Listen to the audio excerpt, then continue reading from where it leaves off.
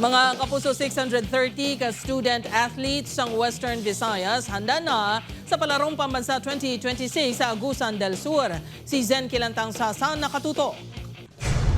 May kabugusan nga 630 ka-atleta ang magarepresentar sa Western Visayas sa Palarong Pambansa 2026 sa Agusan del Sur. Sunod sa Department of Education Region 6, duha ka adlaw antes ang opisyal nga pagbukas ng kompetisyon sa May 24 Domingo. Preparado na ang mga delegado. Bastante man ang supply sang tubig sa mga atleta nga nagatiner subong sa Billeting School sa Rosario Central Elementary School kag Dato Lipos Makapandong National High School sa Banwa Sang Rosario. In terms of the supply sang tubig, wala kita di problema, no? Bastante ang tubig naton. In terms of kuryente, may mga problems kita the few days, but nasabati na gila yun, no, sa aton sin electric cooperative dire.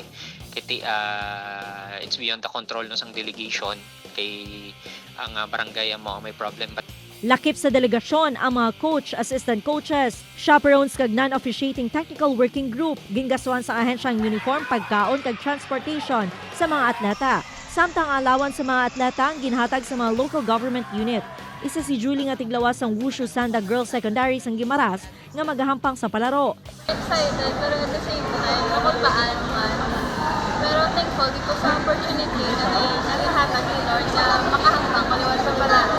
Ginalauman sa DepEd 6 nga ihatag sa mga atleta ang ilang mga pinakamaayong nga performance kag mangibabaw sa Palarong Pambansa 2026. Nakuha sang Western Visayas ang rank 3 sa Palarong Pambansa 2025. Upod kay Cirilo Renduque, Zen Kilantang Sasa, One Western Visayas.